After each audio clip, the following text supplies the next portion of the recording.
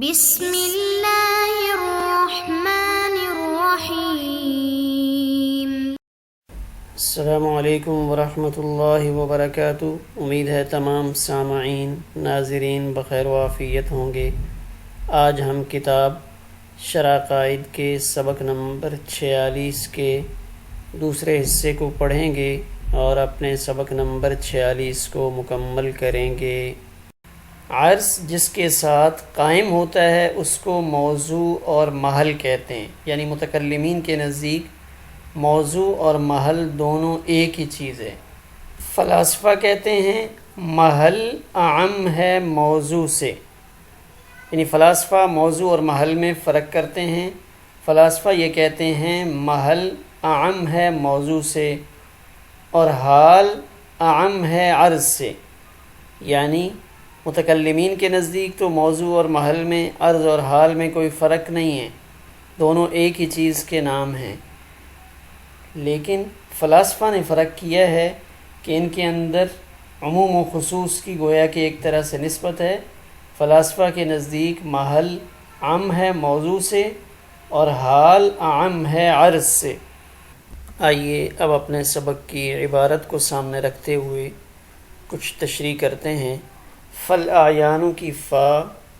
تفصیل کے لیے لائی گئی ہے، بعض محققین اس فا کو عاطفہ شمار کرتے ہیں۔ فالاعیان اس لفظ کے بارے میں صاحب نبراس تحریر فرماتے ہیں کہ یہ لفظ جمع استعمال کرنے کے بجائے عین واحد لانا چاہیے تھا، اس لیے کہ تعریف ماہیت کی ہوا کرتی ہے، افراد کی نہیں، اور جمع چونکہ افراد پر دلالت کرتا ہے اس لیے تعریف ماہیت کی نہ ہوگی۔ پھر خود ہی اس کا جواب ارشاد فرماتے ہیں کہ الاعیان کا الف لام چونکہ جمعیت کے معنی کو باطل کر رہا ہے، اس لیے جمع ذکر کرنے میں کوئی قباحت نہیں، کیونکہ یہ شکل جمع کی اگرچہ ضرور ہے لیکن حقیقت میں وہ واحد ہے۔ فالاعیان ما یکون له قیام بذاتہ، یہ ماتن نے عین کی تعریف کی ہے اور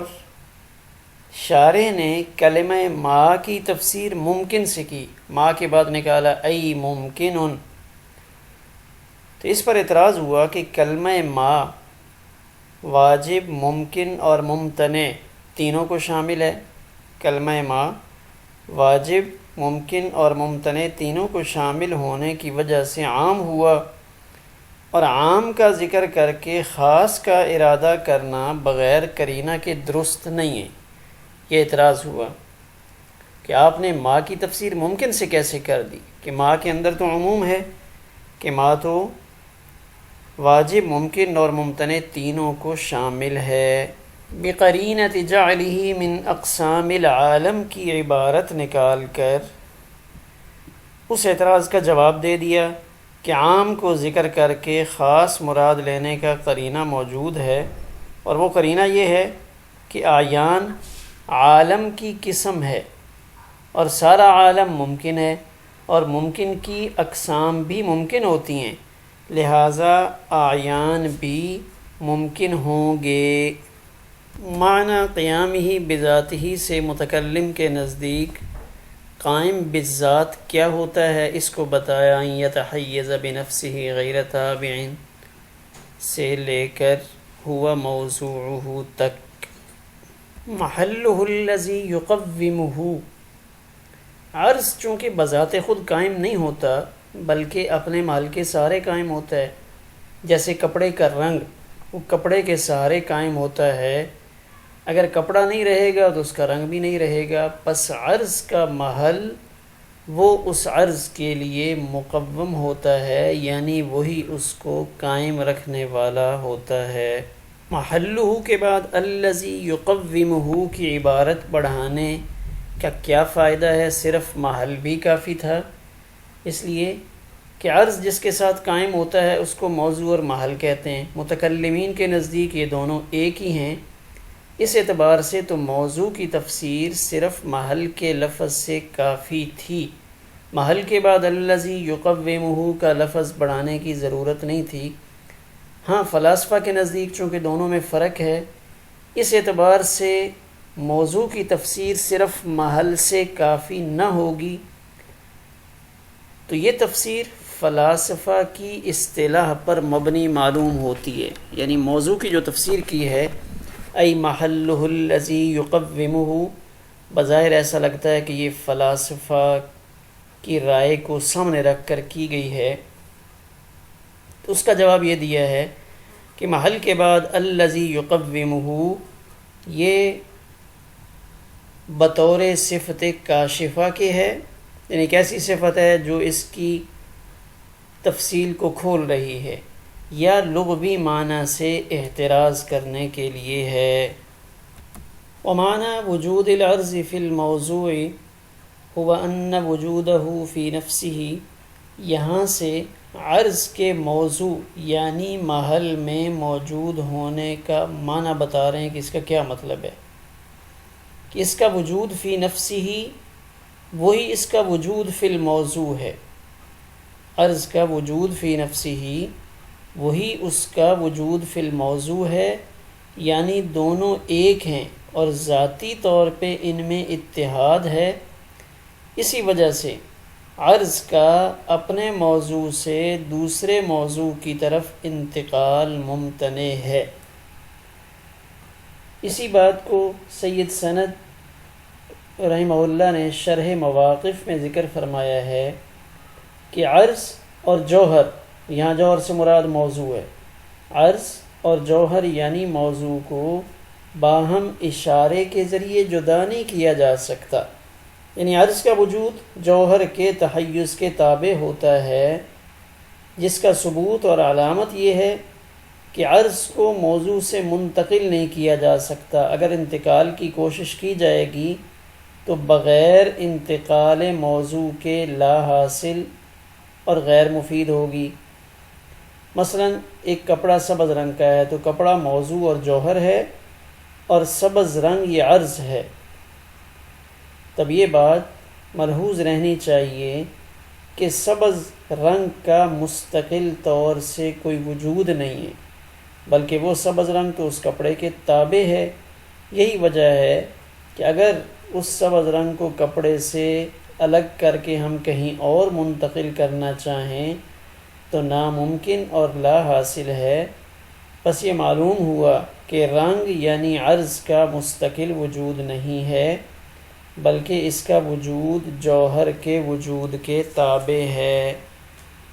بخلاف وجود الجسم فی الحیز، جسم کے حیز میں موجود ہونے کے خلاف، اس لیے کہ اس کا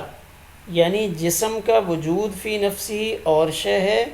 اور اس کا وجود فی الحیز اور شے ہے، یعنی دونوں ایک نہیں۔ جیسے اوپر عرض تھا تو عرض اس کا وجود فی نفسی اور وجود فی الموضوع دونوں ایک تھے، لیکن اب یہاں عرض کے مقابلے میں جب جسم آیا تب اس کا وجود فی نفسی اور چیز ہے اور اس کا وجود فی الحیز اور چیز ہے، یعنی دونوں الگ الگ ہیں۔ حیز اور مکان سے قطع نظر کرتے ہوئے بھی جسم کا ایک اپنا وجود ہوتا ہے، لہٰذا وہ اپنے حیز سے دوسرے حیز کی طرف منتقل ہو سکتا ہے۔ مثلا ایک پلیٹ ایک جسم ہے، اس کو ہم نے ایک جگہ رکھا پھر اس کو اٹھا کر دوسری جگہ منتقل کر دیا، تو جسم اس کا وجود فی نفسی الگ ہے اور وجود فی الحیز الگ ہے۔ عرض کے بارے میں ہم نے پڑھا کہ عرض کا انتقال نہیں ہوتا، لیکن ایک عجیب اشکال ہے کہ ہم دیکھتے ہیں کہ علم بھی ایک عرض ہے جو عالم کی ذات کے ساتھ قائم ہے، مگر ایک عالم جب دوسروں کو مسئلہ سمجھاتا ہے تو دوسروں کو بھی اس مسئلہ کا علم ہو جاتا ہے۔ تو اس تفصیل سے تو ایسا معلوم ہوتا ہے کہ علم منتقل ہوا، تو یہ علم ایک عرض ہے تو عرض کا انتقال ہونا بھی ممکن ہے۔ تو اس کا جواب یہ دیا جاتا ہے کہ اس مقام پر دو علیحدہ علیحدہ چیزیں، ایک ہے انتقال اور ایک ہے فیضان۔ تو اشکال میں جو بات پیش کی گئی ہے، مثال میں انتقال نہیں پایا جا رہا، کیونکہ اگر عالم سے علم کا انتقال مان لیا جائے تو یہ بات پھر ماننی پڑے گی کہ عالم کے پاس سے وہ علم قطعی طور پہ ختم ہو جائے۔ ایک عالم نے آج کسی فن کا سبق پڑھایا ہے تو اگر اس کو انتقال مانے تو پھر عالم کے پاس وہ علم نہیں رہنا چاہیے، شاگردوں کے پاس منتقل ہو جانا چاہیے، کیونکہ انتقال کے معنی یہی ہیں کہ وہ شے منتقل، اس کا وجود پہلی جگہ میں باقی نہ رہے۔ حالانکہ انتقال علم من العالم میں ایسی کوئی بات نہیں کہ اس سے انتقال علم ہو گیا ہو اور علم وہاں سے قطعی طور پہ ختم ہو گیا ہو، بلکہ وہاں علم موجود رہتا ہے۔ لہذا اشکال اپنی جگہ پہ ثابت ہے کہ عرض کا انتقال نہیں ہوتا۔